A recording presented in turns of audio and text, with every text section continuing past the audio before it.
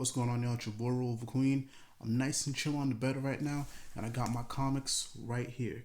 Heat of the week, and best believe I got some shit to get off my chest. Cue the intro.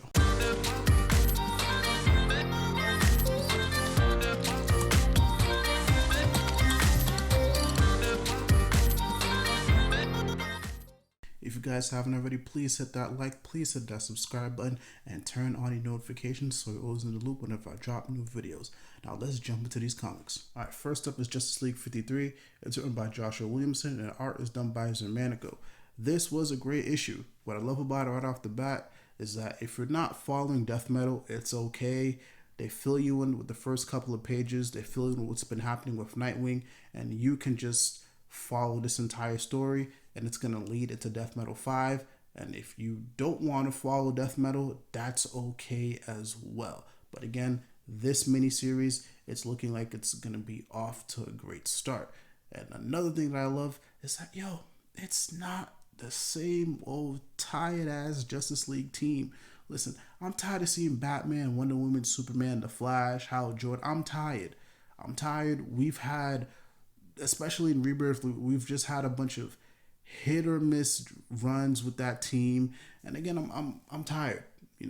Do more oddball shit like this. Oddball shit like this is what gets people's eyes turning in your direction. I'm actually pretty pissed off that this team is only lasting for 4 more issues. And then we're going to go back to the same old tired ass status quo. That annoys the fuck out of me. But again, DC, this is what we want. What you guys been doing for the past couple of years, nah, we're done. We're tired. Try something new. But in terms of the art, Zermanico was a great artist for this. Like, he definitely has the whole metal theme down. I mean, look at how sick my boy Nightwing looks right here, man. Look at this. Actually, that's my thumbnail. Hey, yeah, look at this, man. Metal Nightwing, like this metal Hawk Girl. This is tight. I'm so happy that Zermanico is gonna be sticking around for these next 4 issues, because this right here is crisp, and I believe this could be my first time experiencing Zermanico's art, or maybe not. But yeah, then again, this is my first time really doing comic book reviews. But yeah. Listen, this is a great issue. Again, not much happens, but again, I'm just happy that we're seeing something new and different. I'm happy that Nightwing is back. Like, he just came back last week in his own book, and now he's back in the Justice League, and it's crazy. I'm really looking forward to seeing how he evolves during this miniseries as well. And I can't wait to see Starfire and Cyborg join the action. This is shaping up to be a great story. Justice League 53, definitely go pick it up. Next up is Catwoman 25. It's written by Ram V, and the art is done by Fernando Blanco. This issue was heat, well, at least the Joker were part of it. It was awesome. This actually slapped a lot harder than much of the main Joker War storyline, and that seems to be the case with a lot of the tie-ins. They slap harder than the main story. And I'm going to get to Batman 99 because I have a lot of words for that too. But anyways, this issue right here, well, again, the Joker War part, it's pretty fun, straightforward. It's Catwoman with the Riddler and the Penguin. They try to take the money from Joker, which he stole from Bruce Wayne. And I'm going to just go ahead and spoil it. Catwoman is awesome, dude. Queen behavior. She is the pinnacle of a queen. So she makes the Riddler and Penguin think that once they get this money back, it's all gonna go to the 3 of them. Nah, she finesses the fuck out of them, and I love it. It's just fun. Obviously, the 2 are pissed off, and it leads into, I guess, the main Catwoman storyline, which again I'm not following. But again, if you just want to follow the Joker War stuff, this is just a fun little tie-in. And also, Luke Fox pops up in here too. So if you've been reading Batgirl, there's a little editor's note that says you need to check out this issue. So yeah, you get to see what Luke Fox's role here is. Again, it's very minimal, but it's still worth checking out as well, especially if you're trying to keep tabs on where he's going as he leads to eventually taking over Bruce Wayne's spot as Batman for a little bit. But yeah, this was fun. Fernando Blanco's art is really cool here. This is actually my favorite two pages of the issue. This is literally right after Catwoman like finesses the both of them, and she's just smack talking to Riddler, and I love it. Again, a pretty awesome, fun tie-in, and it's gonna lead right into what happens into the last issue of Joker, which drops in 2 weeks. But yeah, I actually might just consider even picking up Catwoman when it's all said and done, because Ram V seems like a pretty good writer, and I have never picked up a Catwoman book before this. So yeah, maybe I might give it a go. But yeah, this was heat. This was heat. Again, slapped a lot harder than the main Joker War storyline. You know what? And I'm actually just going to flow right into Batman 99 after this. Yo, Batman 99, it's written by James Tynion IV, and the art is done by Jorge Jimenez, or George Jimenez. I apologize if I'm saying it wrong. This was mid. This was mid, man. We're part 5 of the Joker War. It doesn't feel like a war. It just feels like we're biding time until the eventual issue 100, where everything will probably just pop off. But I don't know. I'll say this. If we're going to say what Joker's been doing in the other Bat books counts as a war, yes. I think the other writers did a great job of showing that, because in Red Hood and Nightwing and Batgirl and even in Detective Comics, you can see that the writers are doing their best so that the other Batman characters are severely affected by what's happening. James Tynion, on the other hand, does not hold up his end of the bargain, which is a damn shame, because this book is the catalyst for the entire event. So it makes zero sense to me that this is the weakest one out of the bunch. This is the weakest one. The main Joker War title is the weakest out of the entire Joker War event. Let's get that out the way. Here's my main gripe with this issue. Who do we see on the cover? Whose name do we see splattered all over the solicits for this issue? Nightwing, Dick Grayson. Even the fucking variant cover is Dick Grayson back in his Nightwing suit. Spoiler alert, we were bamboozled, y'all. If you read Nightwing 74, and you came into this issue thinking you were going to see Dick Grayson in his suit again, you are severely mistaken. We were bamboozled. False as... Yo, I'm so agitated, I can't even say it right. False advertising. False advertising. I'm going to go ahead and spoil. I'm spoiling. This is your spoiler alert. I'm spoiling.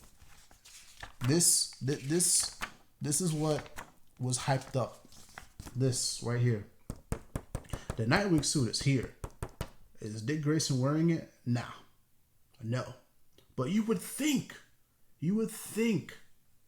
with all the press this issue got, with the solicits, with the variant cover,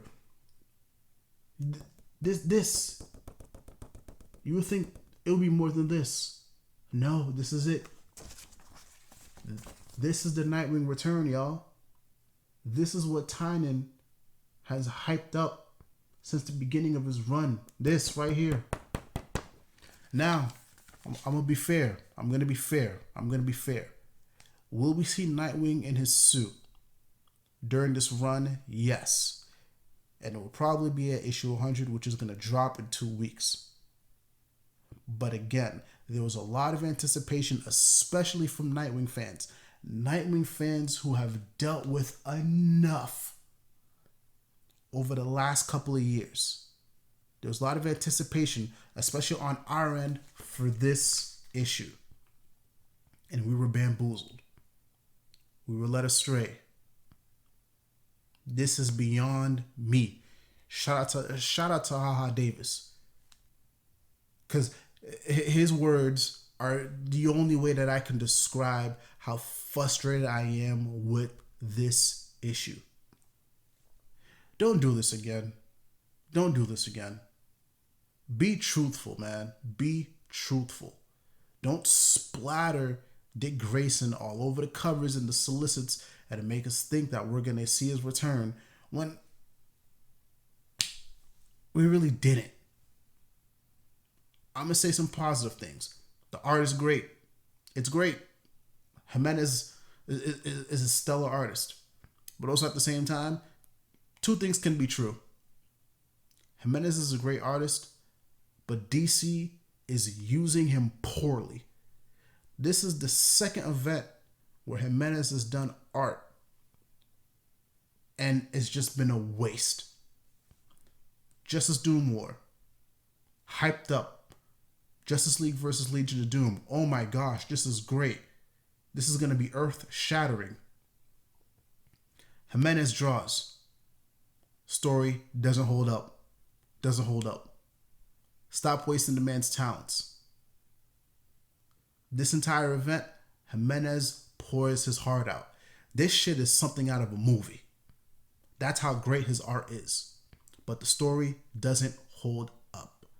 Will I be checking out issue 100? Yes. But will issue 100 be my final James Tynion Batman issue? Yes.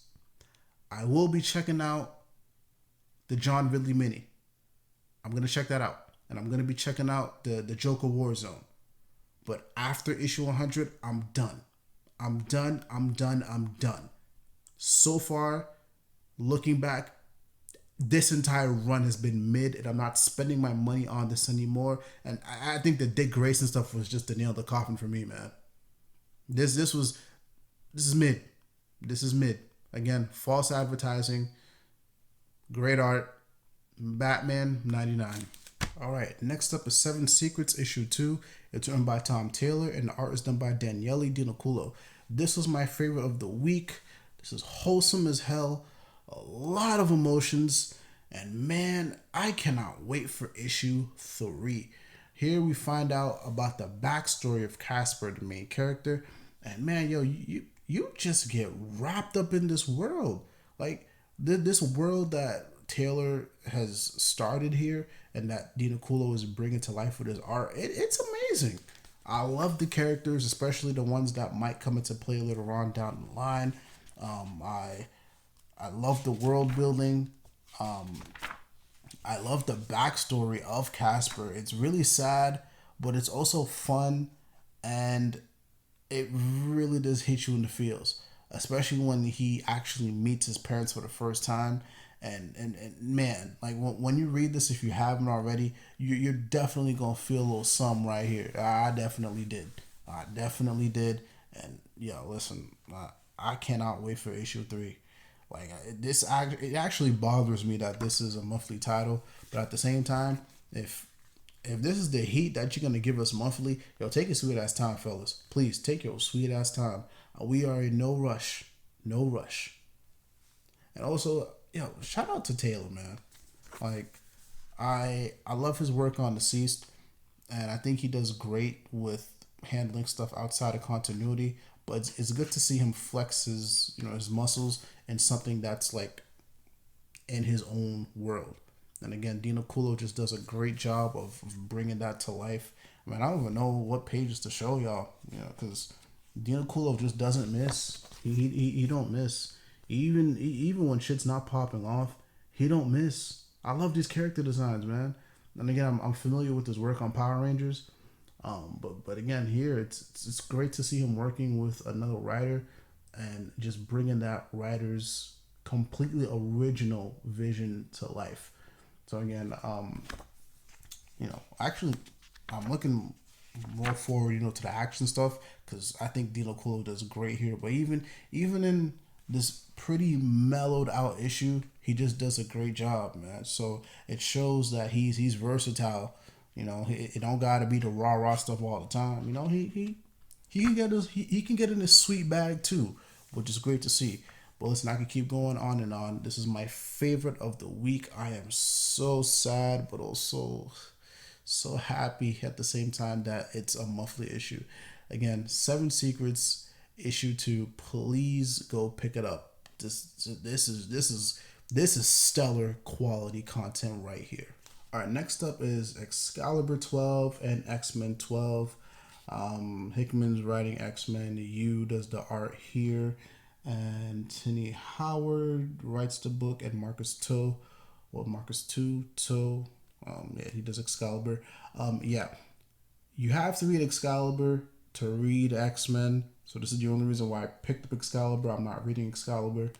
But yeah, both of these put me to sleep. Mid as hell. I know this is leading to Ten of Swords. But here's the thing. If you enjoy, just a boring story that just has like a bunch of history and mythology to it, I mean, sure, this might be up your alley, but for me, this shit just made my head hurt. I'm just here for the main Ten of Swords stuff. So I thought both of these were just gonna do a great job of getting me hyped for the event. Nah, the shit put me to sleep. Excalibur put me to sleep when I tried reading it the first time, and then X-Men put me to sleep also. And again, it's just they just both blend into each other to just provide one big pile of mid. So yeah, again, I'm still gonna check out Ten of Swords. That comes out next week. So again, I probably will try and reread these again and maybe try to understand it a little better. But yeah, again, yeah, there's honestly, it was nothing of substance here for me. And mind you, I'm somebody who is following X-Men. But yeah, hopefully with Ten of Swords, which I'm gonna be picking up all the titles for. Hopefully things do pick up and it was worth me spending the money on both of these. But yeah, Excalibur 12, X-Men 12. All right, y'all. Just like the last couple of videos, there's always a comic book that I'm picking up that I'm not necessarily reviewing in the video, but I will be checking it out at some point. And this week it's Detective Comics 1027. There is a shit ton of writers in here, and there is the Generation story, which I will be checking out. So yeah, at some point this weekend or throughout the week, I'm definitely gonna be reading this because I literally just made a video about the Generation stuff, and there should be a card floating above where you can click to watch it. But yeah, again, I just kind of ran out of time and I had to get this video out, and this video is already going to be late. But yeah, so I'll check this out, and if it links to anything else that I have coming up, then I definitely will be including it in a future video. But yeah, Detective Comics 1027, looking forward to it. But yeah, with that said, that is it for Heat of the Week. Please let me know what your favorite issues were down below, and let me know what you thought about my reviews, especially the Batman one, because I have seen some other reviews on there, and it's like, I know some people love it, I know some people hate it, so definitely let me know what you think. But yeah, don't forget that I'm streaming every single Friday from 6 to 8 p.m. Eastern Time. Much love, much peace, and please do not forget to hit that like, hit that subscribe button. Let's try to get it to 300 before the end of the month. We have a shit ton of time left. Much love, much peace. Roliver Queen out.